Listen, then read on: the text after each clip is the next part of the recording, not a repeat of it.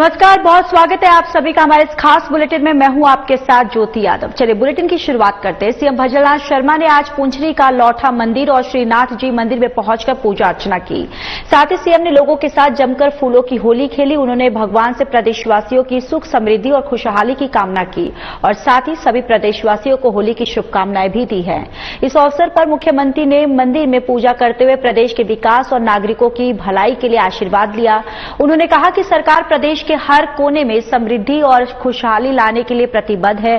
CM के इस धार्मिक कार्यक्रम से भक्तों में उत्साह का माहौल था और सभी ने उनके साथ मिलकर प्रदेश के उज्जवल भविष्य की कामना की।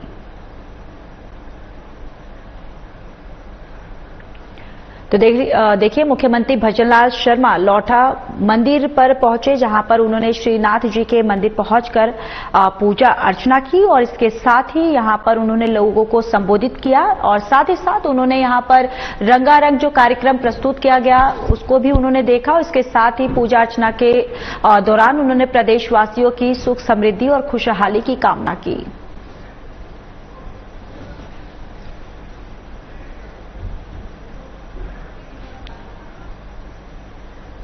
जयपुर में नेता प्रतिपक्ष टीकाराम जूली ने होली के पावन पर्व पर प्रदेशवासियों को हार्दिक शुभकामनाएं दी। उन्होंने कहा कि होली का ये रंगीन त्योहार आपके जीवन में नई खुशियां और उमंग लेकर आए, पूरा राजस्थान तरक्की करे और प्रदेशवासियों का जीवन सुखमय हो। तो टीकाराम जूली ने देखिए यहां पर होली की उन्होंने शुभकामनाएं दी है और साथ ही साथ उन्होंने शुभकामनाएं देने के साथ ही उन्होंने प्रदेशवासियों की उनसे कामना की है कि उनकी सुख समृद्धि हो और साथ ही साथ ये होली जो है एक रंग का त्योहार है। सभी प्रदेशवासियों को होली के इस पावन त्योहार की बहुत बहुत बधाई और शुभकामनाएं। होली के रंग आपके जीवन में नई खुशियां लेके आए, पूरा राजस्थान तरक्की करे, आगे बढ़े, आप सब सुख समृद्धि से जिए, ऐसी मेरी ऊपर वाले से प्रार्थना है। बहुत बहुत चलिए खबरों में आगे बढ़ते हैं। राजाखेड़ा विधानसभा से बीजेपी की प्रत्याशी रही बीजेपी नेत्री नीरजा अशोक शर्मा के प्रयास क्षेत्र के विकास में रंग लाते नजर आ रहे हैं। हाल ही में बजट सत्र के दौरान घोषणाओं में भी कई महत्वपूर्ण सौगातें राजखेड़ा को दिलाने का कार्य किया। अब उसके बाद एक और बड़ी सौगात दिला दी है, जिसमें बुधवार को सीएम भजनलाल शर्मा ने घोषणा करते हुए मनिया को नगरपालिका का दर्जा दे दिया है, जिससे स्थानीय नागरिकों में खुशी की लहर दौड़ गई है। बीजेपी नेत्री शर्मा ने प्रदेश के मुखिया भजनलाल शर्मा का इस बड़ी सौगात के लिए आभार जताते हुए कहा कि जो मांगे हम रख रहे हैं सीएम उन्हें प्राथमिकता से लेते हुए क्षेत्र के लिए सौगातें दे रहे हैं। मेरा प्रयास राजाखेड़ा को विकास की राह पर लाना है। हमारा राजाखेड़ा लंबे समय से विकास की मुख्य धारा से वंचित रहा, लेकिन अब ऐसा नहीं है। अब मेरा पूरा ध्येय भी राजाखेड़ा की जनता के लिए है और यहां के विकास के लिए है। शर्मा ने कहा कि अब भी यहां कुछ नेता दिखावे की राजनीति में लगे हुए हैं, जिन्होंने कई महत्वपूर्ण व्यवस्थाओं से क्षेत्र की जनता को दूर रखा, लेकिन अब उससे ऊपर उठकर हमें क्षेत्र की जनता की सेवा करनी है, जिससे विकास की राह पर राजाखेड़ा आ सके और यहां का विकास हो सके।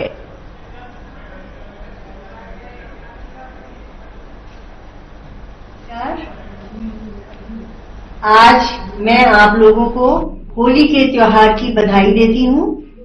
ये उम्मीद करती हूं कि ये होली का रंग बिरंगा त्योहार, रंगों का त्योहार आपके जीवन में भी खुशियां, सुख समृद्धि लेकर के आए और आप सभी लोग इस त्योहार को आपसी भाईचारे से मिलजुल कर मनाएं।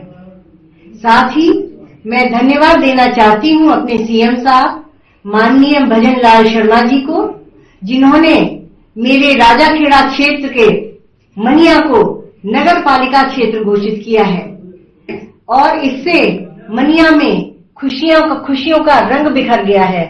लोग बहुत खुश हैं। इसके लिए मैं सीएम साहब को वापस से बहुत बहुत धन्यवाद देती हूं। बीकानेर के देशलोक स्थित विश्व प्रसिद्ध चूहों वाली करणी माता मंदिर में फाग उत्सव का आयोजन किया गया, जहां दूर दूर से आए श्रद्धालुओं ने मंदिर में फूलों से जमकर होली खेली और भजनों गीतों के बीच फूलों की बारिश में भक्त झूमते हुए नाचते हुए नजर आए। मंदिर परिसर से भी इस दौरान अबीर और गुलाल उड़ाई गई। एक से बढ़कर एक चिरजा भजन फाग गाने वाले कलाकारों ने अपने विशेष अंदाज में फाग उत्सव फाग रस बरसाया। इस उत्सव में जयपुर, जोधपुर और बीकानेर से श्रद्धालु पहुंचे। मंदिर प्रांगण भक्तजनों से खचाखच भरा हुआ था। मातृशक्ति एवं युवाओं ने फाग उत्सव में उत्साह से भाग लिया।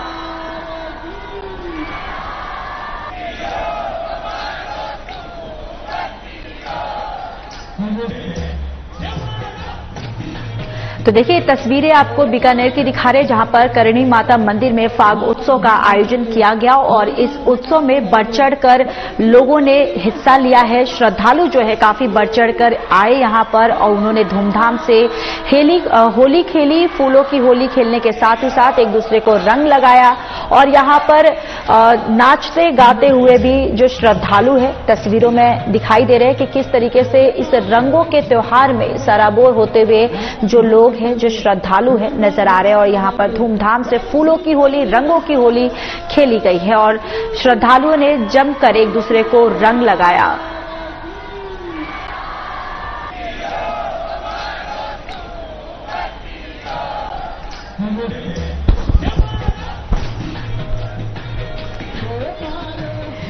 तो देखिए तस्वीरें आपके टेलीविजन स्क्रीन पे जिस तरीके से होली के इस रंग के त्योहार में पूरी तरह से जो श्रद्धालु हैं, जो लोग हैं, पूरा देश सराबोर में डूबा हुआ है। और ये तस्वीरें जो हैं आपको करणी माता मंदिर की दिखा रहे, जहां पर फागोत्सव का आयोजन किया गया। और देखिए कितनी तादाद में यहां पर श्रद्धालु जो हैं यहां पर मौजूद हैं और यहां झूमते नाचते हुए, रंग लगाते हुए, बच्चे हो, बुजुर्ग हो, महिला हो, सभी श्रद्धालुओं ने बढ़ चढ़कर यहां पर फाग उत्सव में शामिल हुए और इस रंगारंग कार्यक्रम में उन्होंने भाग लिया। साथ ही साथ एक दूसरे के साथ होली खेली और फूलों की होली खेली और इसके साथ ही एक दूसरे को रंग गुलाल लगाकर रंगों की होली भी खेली गई है।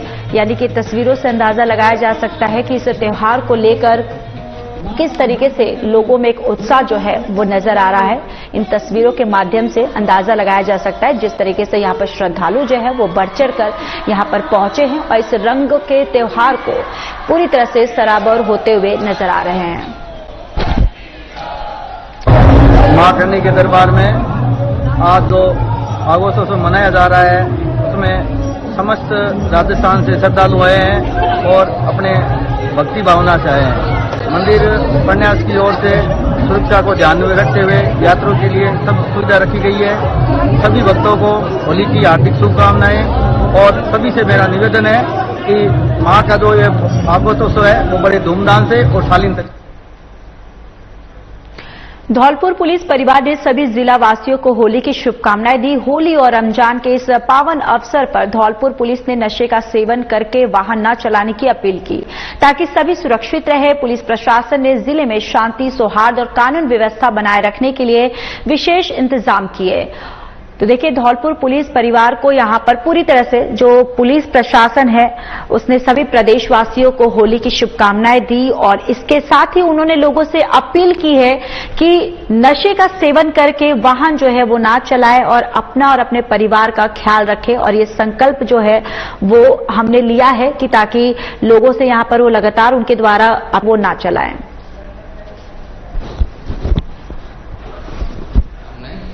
होली की सभी धौलपुर वासियों को होली की बहुत बहुत शुभकामनाएं। होली की प्रिपरेशन के लिए पुलिस सभी जगह मौजूद रहेगी। अगर आपको कोई भी समस्या होती है तो पुलिस कंट्रोल रूम या संबंधित थाने को अवगत कराएं। एक बार फिर सभी धौलपुर वासियों को धौलपुर पुलिस की तरफ से हार्दिक शुभकामनाएं। जय हिंद। चलिए खबरों में आगे बढ़ते हैं। Pacific Asia travel writers association ने राजस्थान में पर्यटन को बढ़ावा देने के लिए किए गए सराहनीय कार्यों के लिए उप मुख्यमंत्री और पर्यटन मंत्री दिया कुमारी को women tourism minister of the year India की ट्रॉफी शासन सचिव रवि जैन ने सौंपी। ये सम्मान आईटीबीपी बर्लिन जर्मनी में सेशन के पूर्व पर्यटन मंत्री डॉक्टर एलन सेंट एंज द्वारा दिया गया और जिसे उप मुख्यमंत्री की ओर से पर्यटन विभाग के अधिकारी अतिरिक्त निदेशक पर्यटन आनंद त्रिपाठी, उप निदेशक पर्यटन उपेंद्र सिंह शेखावत ने ये प्रतिष्ठित पुरस्कार प्राप्त किया। राजस्थान सरकार प्रदेश में पर्यटन को बढ़ावा देने के लिए उत्कृष्ट कार्य कर रही है। राज्य सरकार केंद्र सरकार के साथ मिलकर राजस्थान में पर्यटन को बढ़ावा देने के लिए विस्तृत कार्य योजना बनाकर काम कर रही है।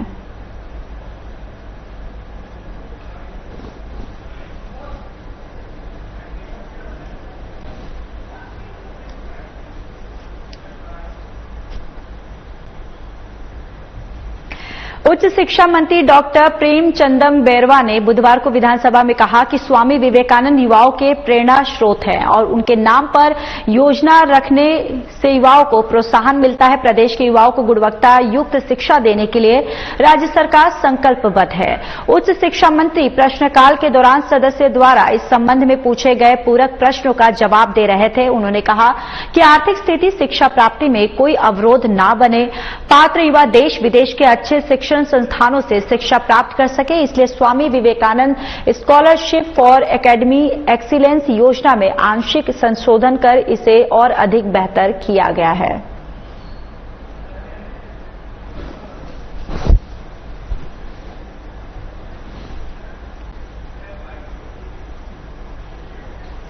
युवा मामले और खेल मंत्री कर्नल राज्यवर्धन राठौड़ ने बुधवार को प्रश्नकाल के दौरान विधानसभा में कहा कि राजस्थान राज्य क्रीड़ा परिषद द्वारा संभाग और जिला मुख्यालय पर स्थित खेल स्टेडियमों में ही प्रशिक्षकों को प्रशिक्षण के लिए नियुक्त किया गया और आवश्यकता अनुसार जिला मुख्यालयों पर आपातकालीन खेल प्रशिक्षकों के माध्यम से भी प्रशिक्षण की सुविधा खिलाड़ियों को दी जा रही है। विधायक सुशीला रामेश्वर डूडी के मूल प्रश्न के लिखित जवाब में युवा मामले और खेल मंत्री ने बताया कि प्रदेश में खेलों को बढ़ावा देने के लिए युवा मामले और खेल विभाग और राजस्थान राज्य क्रीड़ा परिषद द्वारा स्टेडियम निर्माण के लिए विभिन्न योजनाएं संचालित की जा रही हैं, जैसे समन्वित स्टेडियम विकास कार्यक्रम 2015 के मापदंड निर्धारित है।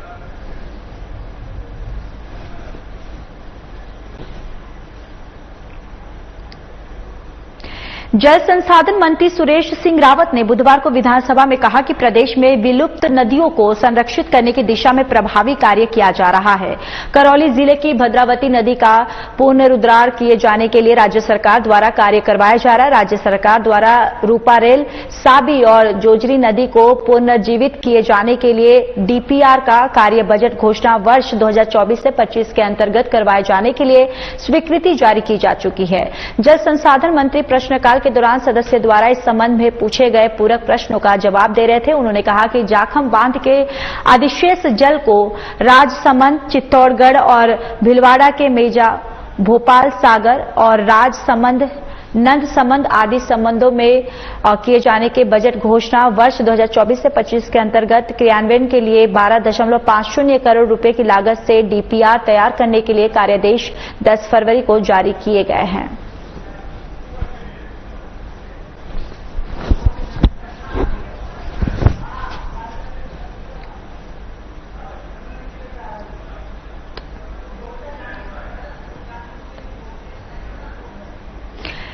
नगरीय विकास और स्वायत्त शासन और आवास मंत्री झावर सिंह खर्रा के निर्देशन और नेतृत्व में जयपुर विकास प्राधिकरण द्वारा जयपुर शहर के स्वर्णागीण और आधारभूत विकास के लिए विभिन्न विकास कार्य निरंतर रूप से करवाए जा रहे हैं और जयपुर विकास आयुक्त आनंदी की अध्यक्षता में बुधवार को जेडीए के मंथन सभागार में पीडब्ल्यूसी की बैठक संपन्न हुई। बैठक में विभिन्न विकासात्मक परियोजनाओं को और कार्यों के लिए 219.00 करोड़ रुपए की प्रशासनिक और वित्तीय स्वीकृति प्रदान की गई और इन परियोजनाओं और कार्यों का उद्देश्य जयपुर शहर में आधारभूत संरचना को मजबूत करना और नागरिकों के जीवन स्तर में सुधार करना है।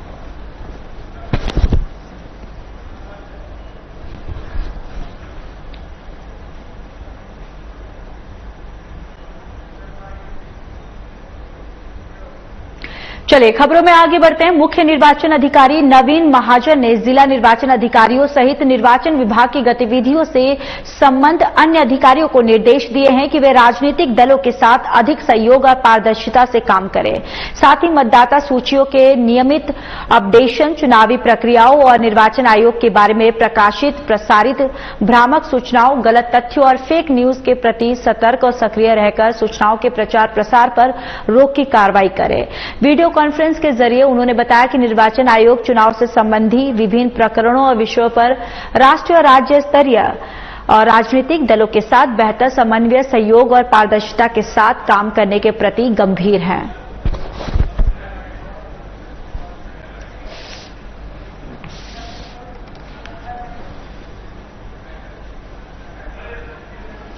तो देखिए, अधिक सहयोग और पारदर्शिता के साथ काम करें और गलत तथ्यों के प्रसार को किस तरीके से रोके और किस तरीके से गलत प्रसार को लेकर सतर्क रहें, उसको लेकर ये बैठक की गई है। और बैठक में इस तमाम मुद्दों को लेकर चर्चाएं की है और आप तस्वीरों में भी देख सकते हैं कि इस बैठक में तमाम जो गणमान्य लोग हैं वो भी उपस्थित हैं। उन्होंने भी इस चर्चा में उन्होंने भाग लिया। गलत तथ्यों के प्रसार को रोकने के लिए किस तरीके से सतर्क रहें, इन बिंदुओं पर चर्चा की गई है। और आपको ये भी बताते चले कि इस चर्चा में अधिक सहयोग और पारदर्शिता से काम कैसे करें, इस पे भी ज्यादा जोर दिया गया है।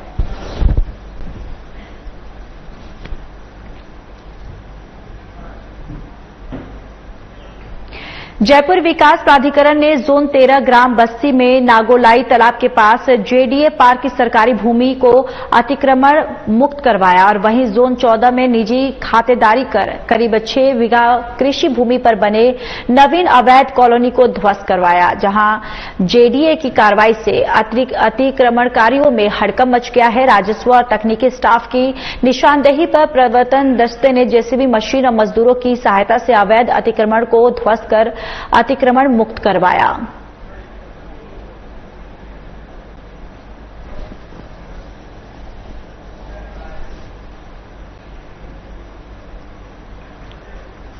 तो वहीं राजगढ़ पंचायत समिति क्षेत्र के नया गांव प्रतापपुरा में सड़क निर्माण के दौरान अतिक्रमणकारियों द्वारा किए गए अतिक्रमण मुक्त करवाया गया, जहां तहसीलदार बीपी सिंह नरुका ने बताया कि बजट घोषणा 2023 से 24 में नया गांव प्रतापपुरा में जिस सड़क निर्माण होना था, जो कि पीडब्ल्यूडी की थी, उसमें बाधा आ रही थी और जिसमें कुछ लोगों ने अतिक्रमण कर पक्की दीवार खड़ी कर रखी थी, जिसको आपसी समझाइश के बाद जेसीबी से ध्वस्त किया गया और सड़क निर्माण का कार्य जारी करवाया गया। इस मौके पर राजगढ़ थाना अधिकारी राजेश मीणा सहित पीडब्ल्यूडी के अधिकारी और कार्मिक मौजूद रहे।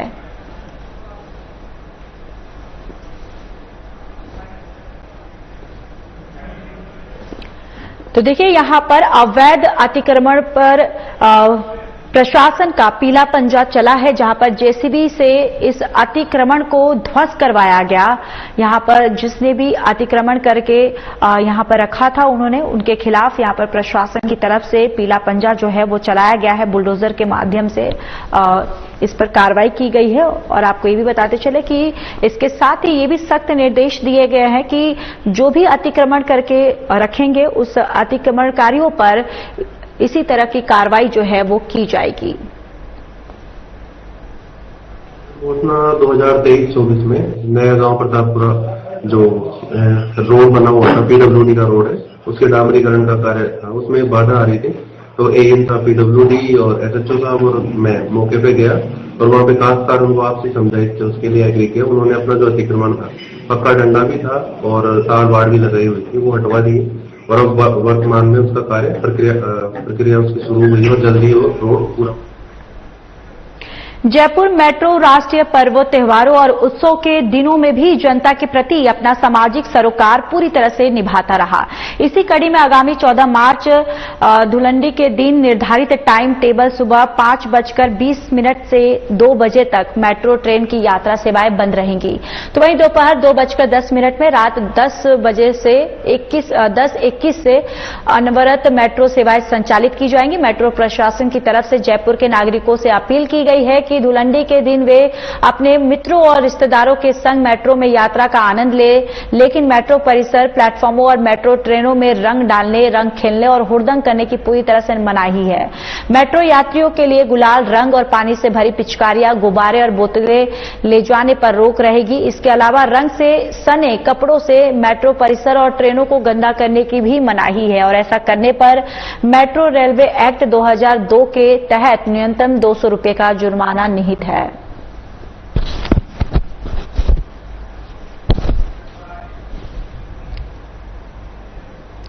तो वहीं शुद्ध आहार मिलावट पर वार अभियान के तहत स्वास्थ्य विभाग टीम ने सीएमएचओ डॉक्टर पुखराज सात के नेतृत्व में अंबेडकर सर्किल स्थित वर्षा ऋतु रेस्टोरेंट में औचक चेकिंग की, जहां पर सीएमएचओ डॉक्टर सात ने बताया कि सरकार के अभियान के तहत मंगलवार को टीम ने अंबेडकर सर्किल स्थित वर्षा ऋतु रेस्टोरेंट का औचक निरीक्षण किया। उन्होंने बताया कि शॉप की प्रोटेक्शन यूनिट में काफी चीजें एक्सपायरी डेट मिली हैं। इसके अलावा यहां बड़ी संख्या में डिब्बे मिले हैं जो अनहाइजेनिक है और जो पब्लिक हेल्थ के लिए बहुत ज्यादा खराब है। साथ ही कई प्रकार के कलर मिले हैं जो खराब है और किसी तरह की साफ सफाई नहीं है। चारों तरफ चूहे घूम रहे हैं। इस प्रकार का खाद्य पदार्थ पब्लिक हेल्थ के लिए खतरनाक है। डॉक्टर साद ने आगे बताया कि यहां एफएसएसआई के नियमों की धज्जियां उड़ाई जा रही थी और ऐसे में पब्लिक हेल्थ को ध्यान में रखते हुए यहां प्रोडक्शन सेल को बंद करने के निर्देश दिए गए हैं। यहाँ वर्षा ऋतु शॉप है, उसके ऊपर फर्स्ट फ्लोर में प्रोटेक्शन है सफू बाबा इंडस्ट्री नाम से, उस पर हमने कार्रवाई की तो देखा कि यहाँ पर जो एफएसएसआई गाइडलाइन है उस गाइडलाइन के गुड्स को पालन नहीं कर रही। यहाँ बड़ी अनहाइजेनिक एक्सपायरी चीजें खाने की मिली है, जो फूड प्रोडक्ट मिले हैं। और इसके अलावा यहाँ चूहे के लिए पेस्ट कंट्रोल भी हुआ हुआ है, जैसे चूहे के बाइट्स और कुतरने के खाने के सामान जो पैकेट है वो मिले हैं। एक्सपायरी डेट की सामान मिले है और इसके अलावा कुछ चीजों डब्बों में कुछ सामान रखे हैं जिसपे मैन्युफैक्चरिंग एक्सपायरी डेट नहीं है, तो कब से यूज कर रहे हैं ये भी इनके पास रिकॉर्ड नहीं है। इसके अलावा कुछ डब्बों पर जो अपने खाने में जो यूज कर रहे हैं उस पर क्या है कि बहुत ही इन्फेक्टेड अनहाइजेनिक डब्बे हैं और उस पर क्या है पब्लिक हेल्थ के लिए डेंजर है। तो मैं यही कहूंगा शुद्ध आहार और जो मिलावटवार जो अभियान है राजस्थान सरकार का या भारत सरकार का जो भी पब्लिक के लिए, उस अभियान के तहत ये एफएसएसआई गाइडलाइन को ये जगह गुड्स को पालन नहीं कर रही और पब्लिक के लिए अनहेल्थी है, इसलिए इसको प्रोटेक्शन को। तो वहीं टोंक पुलिस थाना सदर टोंक क्षेत्र में विगत दिनों अन्नपूर्णा डुंगरी इलाके में हुई फायरिंग की घटना में संलिप्त मुख्य अभियुक्त हिस्ट्री शीटर शंकर गुज्जर सहित अन्य 2 आरोपियों को पुलिस ने गिरफ्तार किया है। थाना अधिकारी जयमल ने बताया कि गिरफ्तार अभियुक्त शंकर गुर्जर जिले के टॉप 10 वांछित अपराधी है, जिस पर 10,000 रुपए का इनाम जो है वो घोषित किया गया था। उन्होंने बताया कि पुलिस अधीक्षक विकास सांगवान के आदेशानुसार टोंक अति पुलिस अधीक्षक विजेंद्र सिंह भाटी के निर्देश में आरोपियों की गिरफ्तारी के लिए पुलिस टीम का गठन किया गया। पुलिस टीम ने मुखबिर की सूचना पर कार्रवाई करते हुए आरोपी को धर दबोच लिया है। जिसको अन्नपूर्णा डुंगरी के पास एक फायरिंग की इत्तला आई थी, जिस पर एसएचओ साहब और मैं दोनों मौके पे गए। रात्रि को करीब 11:30 बजे की घटना थी।